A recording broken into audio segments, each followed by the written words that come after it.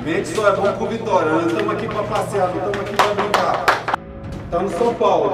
Demonstrar desde o primeiro minuto.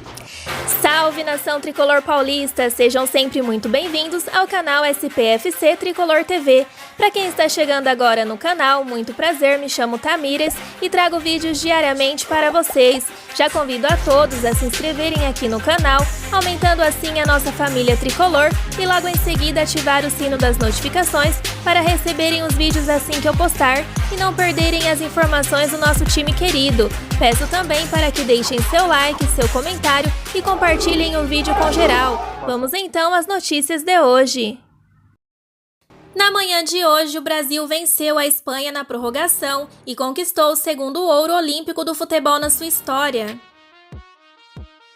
Atlético e São Paulo medem forças às 18 horas deste sábado na Arena da Baixada pela 15ª rodada do Brasileirão. O Atlético ocupa o 6º lugar com 23 pontos, o Tricolor é o 17º colocado com 12 pontos. O Atlético chega embalado pela classificação às quartas de final da Copa do Brasil, sacramentada com empate diante do Atlético Goianiense na quarta. Além disso, o Atlético defende uma invencibilidade como mandante. Time principal não perde na Baixada desde o 1-0 para o Atlético Mineiro em 12 de dezembro. O técnico Antônio Oliveira, porém, pode poupar os jogadores mais desgastados. O São Paulo vem de vitória sobre o Vasco no meio de semana, também garantindo a classificação para as quartas da Copa do Brasil. O time, porém, sofre com desfalques causados por lesões e se preocupa com o time que terá para enfrentar o Palmeiras na próxima terça pelas quartas da Libertadores. A escalação do técnico Hernan Crespo é uma incógnita. O São Paulo tenta se livrar da zona de rebaixamento do Brasileiro e deve ter o reforço do zagueiro Arboleda, que se recuperou de uma lesão muscular e pode ser relacionado. Por outro lado, Crespo não terá Rigoni, um dos melhores jogadores do time. O argentino foi expulso contra o Palmeiras há uma semana. A provável escalação é Thiago Volpi, Bruno Alves ou Arboleda, Miranda e Léo, Orejuela ou Igor Vinícius, Luan, Gabriel Sara, Benítez e Reinaldo ou Wellington, Vitor Bueno ou Rojas e Pablo.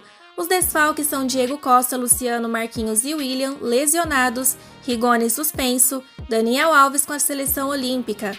Os pendurados são Lisiero, Reinaldo, Gabriel Sara e Rodrigo Nestor.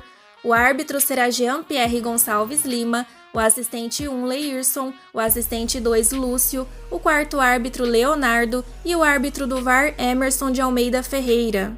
O trio de arbitragem que apitará o jogo é o mesmo que apitou o jogo do clube contra o Atlético Mineiro no último Brasileirão. Na partida em questão, Luciano teve um gol anulado de maneira polêmica e, após muita discussão, o chefe de arbitragem da CBF reconheceu o erro na anulação do gol. O duelo de hoje não terá transmissão de nenhuma emissora de televisão, o que levará muitos torcedores de volta ao rádio. Uma parte da torcida, no entanto, não tem essa opção, os surdos.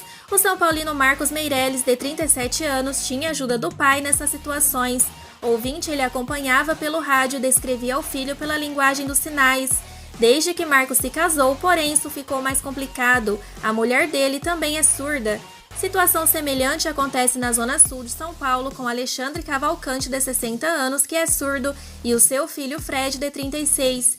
Enquanto o pai fica de olho nos tempos reais de sites, Fred detalha o máximo que dá sobre o que está ouvindo no rádio. O jogo fantasma acontece porque o Atlético não chegou a um acordo com o Premier para exibir seus jogos no pay-per-view. Outra opção seria a TV fechada, mas o clube paranaense tem acordo com a TNT, enquanto o vínculo do São Paulo é com o Sport TV. Em jogos dentro de casa, o Atlético tem feito transmissões via streaming pela Furacão Live. O plano mensal do serviço sai por R$ 24,90. Para os torcedores dos visitantes, a oferta acaba não sendo tão atrativa. Em casos assim, Eric costuma recorrer aos tempos reais para acompanhar o jogo do São Paulo, mas a experiência nem se compara com torcer com imagens. Marcos, Eric e Alexandre fazem parte de um grupo de WhatsApp de torcedores surdos do São Paulo, com quase 140 membros. Durante partidas fantasmas, eles tentam se ajudar com links de transmissões piratas na internet. Magno e Vinícius estão lá em Curitiba para transmitir o jogo na SPFC TV, narração garantida com eles.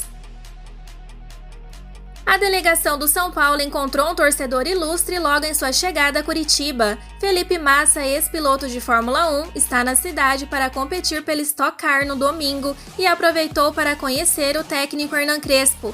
Massa está hospedado no mesmo hotel da delegação tricolor e desembarcou na sexta-feira em Curitiba para o duelo deste sábado. Massa pousou em foto ao lado de Hernan Crespo.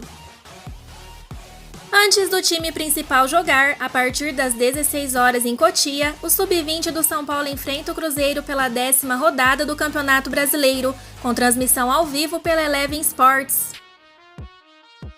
Após anos e anos de frustrações e maus resultados na grande maioria das competições, o São Paulo parece ter retornado aos eixos e faz uma temporada de acordo com a expectativa de sua torcida. Os resultados até o momento agradam não apenas ao torcedor, mas também à diretoria que impôs metas ainda no início da temporada para a equipe de Hernan Crespo. Até o momento, o time do argentino vem cumprindo com o esperado. O São Paulo tinha como meta primária chegar ao menos às semifinais do estadual, competição que ficou com o título, algo que não acontecia desde 2005. Além disso, foi estabelecido que o São Paulo deveria chegar ao menos às oitavas de final da Conmebol Libertadores, fase que o time deixou para trás ao eliminar o Racing. Neste momento, o tricolor aguarda a chegada das quartas de final quando enfrentará o rival Palmeiras.